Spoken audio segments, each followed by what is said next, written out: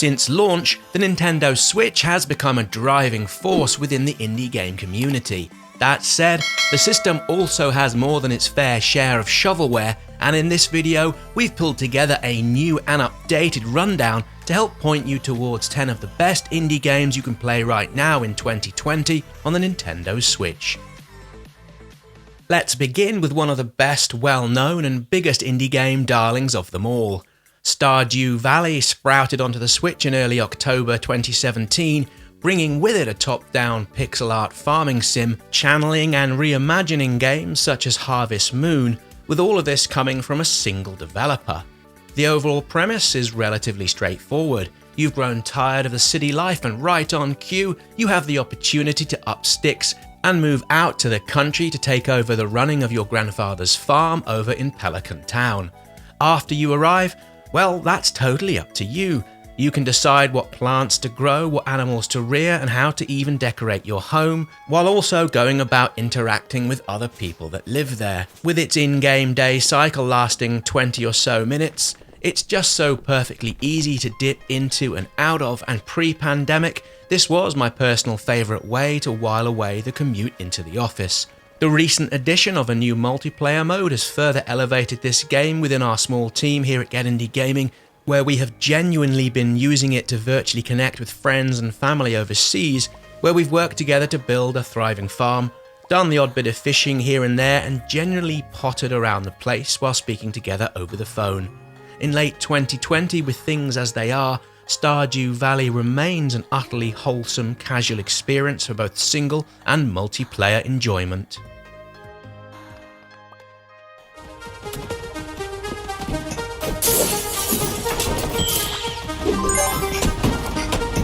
Up next, and at number 9, we have Moving Out, and while we love our couch co-op games, this is the only one of the genre to feature in this best of the best indie games on the Switch rundown. As we've picked up on a few times before, Moving Out does what so many other games like it do so well. Honourable mentions, of course, going out to the Overcooked series. It delivers an almost perfect mix of something that's endlessly entertaining with just the right amount of good-natured frustration that can on occasions topple over into something that's truly maddening. It is such a perfect party game. It's fab with 2, great with 3, and utterly tremendous with 4, to the point in our minds it's the greatest couch co-op game we've ever played. To us, it really is honestly that good, with it mixing up a cute aesthetic, the need for pinpoint accurate communication, and a decent enough backstory, which has us coming back to it time and time again. It's also superb with what it does with its accessibility options, which opens Moving Out to an even greater audience than its base settings. These range from additional time, dyslexic-friendly fonts, and much, much more. Moving Out is tremendous, and for us, there's no better couch co-op game available to play on the Switch at this point towards the end of 2020.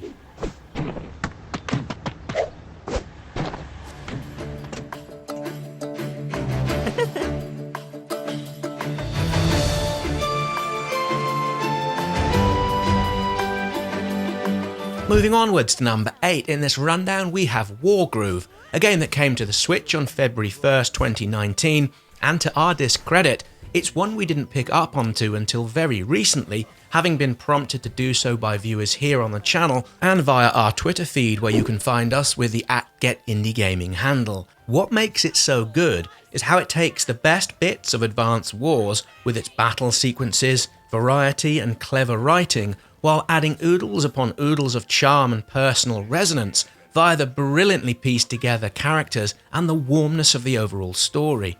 While it's easy to begin with, playing from the get-go is one of the most accessible strategy games on the platform, the battles do soon ramp up in terms of difficulty and challenge. By the end, it's not uncommon for the tactics-driven skirmishes to last for close to and just over the hour mark, with victory and defeat at this stage further driving you forward. What's more, in addition to the campaign, it has a local and online multiplayer mode, the latter of which seems full of like-minded players, and we've really had a great time dipping in and out of battles with randoms on the internet. The map and the campaign editor is another cherry on the top of the scrumptious cake that is Wargroove, and for us, as we mentioned earlier, it really is one of the best and finest tactics-driven game right now on the platform.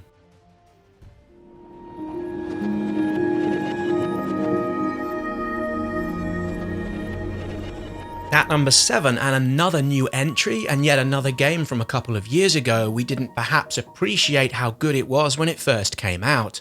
The Gardens Between is a curious, artistically subtle puzzler that uses a time-travelling mechanic as its core hook, and in so doing, has become our most loved game of the genre on the Switch. It features 2 children exploring weird and wonderful islands made from fragments and objects from their own and shared memories. You control the children indirectly via the movement and flow of time, with you able to observe the forward and backwards, as it were, of time and the interconnection between events. This sounds, and well, it is difficult to explain, and yet once you cotton on to what's being asked of you, solving the puzzles become a supremely enjoyable experience. As we've said once or twice in the past, puzzle games that make you the player feel clever for playing, such as The Witness or for example Gorogoa, are a real rarity, and with this and its unique control options, there's nothing from a puzzle perspective on the Switch to rival what The Gardens Between is able to do. For puzzle fans, this one's unmissable. Coming up next, and at number 6, and perhaps somewhat of a disappointment to some, Hollow Knight came out on the Switch in June of 2018. Now for us at least, there was a huge learning and appreciation curve with this one, because at first, well, we just didn't really gel with it at all. It just felt, when we first got hold of it, that playing it was like pushing a big boulder up a hill with the hill surface all covered in treacle, and for ages, we just didn't enjoy it. Now this was back in early 2017, and we only came back to it following the launch on the Switch and decided to put in more of an effort to see if we could find the same sort of magic that seemingly everybody else could. We're really glad we did, as while there are things in the game I'd like to change, for example the amount of backtracking that's needed at the start, that's, well, really all there is. It's majestic to look at. For the most part, the exploration is spot on, and the boss battles are right up there in terms of enjoyment and difficulty, as you might find in a few AAA games I'll not name here. Story-wise, well, that's as rich as anything else you might find in other games of this kind, with many side snippets and things to discover across many of the game's many branches. With Silk Song, the successor, possibly expected out at some point next year, and having played the demo a few times here and there, we are super excited to take a further look into the world of Hollow Knight as soon as we're able.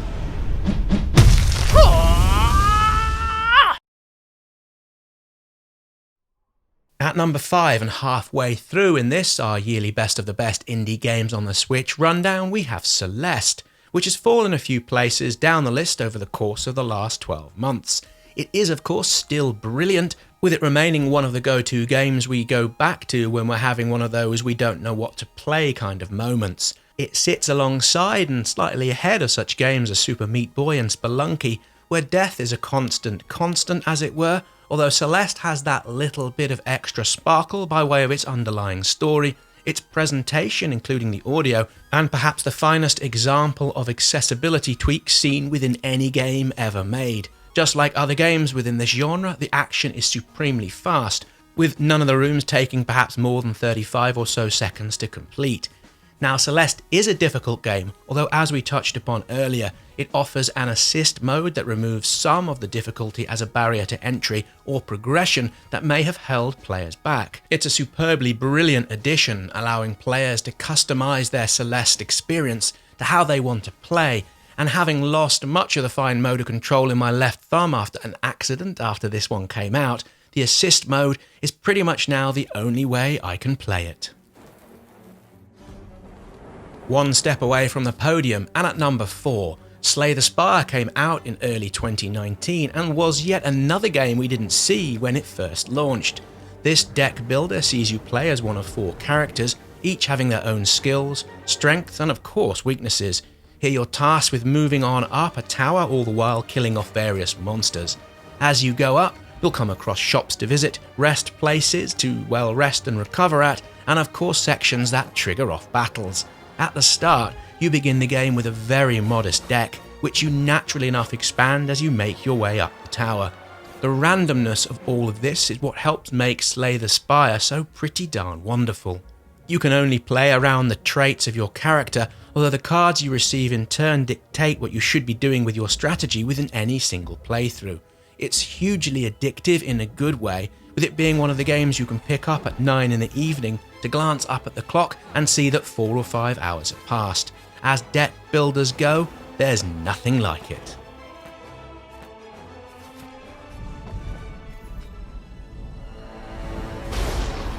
Moving onwards to number 3, and firstly a quick caveat. Over the past few months since Ori and the Will of the Wisps came out, well, we've changed our minds. Back in March of this year, we stated we thought the original Ori and the Blind Forest was a more enjoyable game than its successor. We pointed to how combat is a greater factor in Will of the Wisps, with the precision platforming elements taking somewhat of a back seat. Now in general, we do much prefer our platforming than out-and-out boss battles, although having come back to this one, this time on the Switch, with its launch in the September just gone, well, as we've said more than once in this rundown already, there really isn't anything out there right now that looks as good or runs as well as Will of the Wisps does on the Nintendo Switch. As far as ports go, well, this is totally flawless. The animation is at all times totally and utterly buttery smooth. Sure, the resolution is down somewhat from the version you can play on, let's say, the Xbox, although in my eyes you can hardly tell the difference. The fluidity continues throughout the game, particularly within the exploration. There's just so much to see and things to find, which keeps you simply wanting to play and explore. To go back to how great this all looks, there are so many occasions where you'd have thought we were looking at fireworks with the noises coming from our mouths while playing this, and yes, it looks as good in docked mode as it does in handheld. The only gripe is the insta-kill chase scenes, which must have put paid to a few controllers here or there, but anyway, Ori and the Will of the Wisps is everything you could wish from a port and a sequel.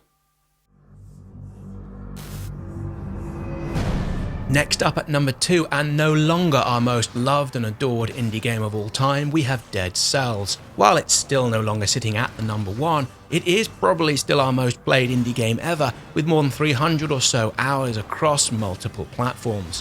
While its launch on the Switch back in August of 2018 was a little nervy from a performance perspective, it now runs all fine with little or no problems.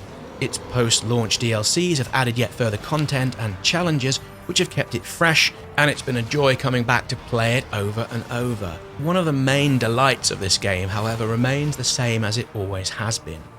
This all comes not only from the stunning pixel art, the gorgeous soundtrack and pleasantly addictive gameplay loop, but also in what the game affords you, the player, to do while playing.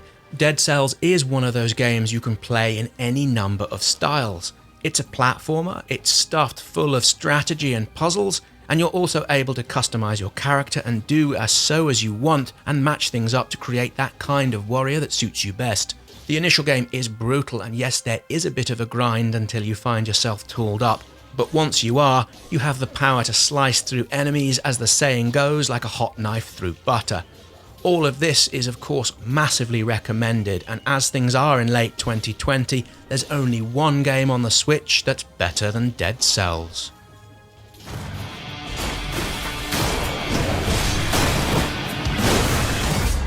Time for the main event. Having only recently come out on this Switch a little over a month ago as this video airs, Hades has become our number 1 indie game of all time.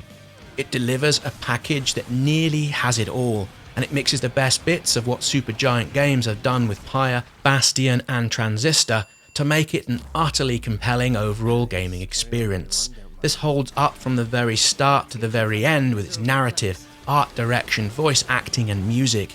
It doesn't put a subjective step wrong at any point. With more than 150 hours into it, Hades continues to give and reward. Aside from how crisp the combat feels and plays, what sets Hades apart is what the developers have done with the overall narrative, where the story and relationships you make with other characters are persistent.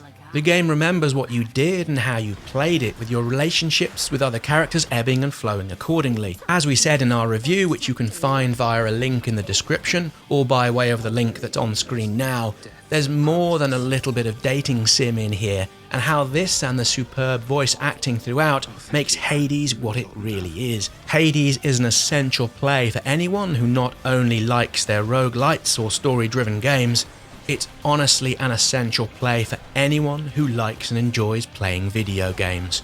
We honestly can't wait to see what's out there that'll eventually beat it. And there we go, that just about wraps up our annual review of the best, most loved indie games to play on the Switch. If you've liked this one, please click the like button and subscribe to the channel if you've yet to do so, with all of those notification bells turned on. Either way, many thanks for watching, and we'll see you all again here soon for another indie game video.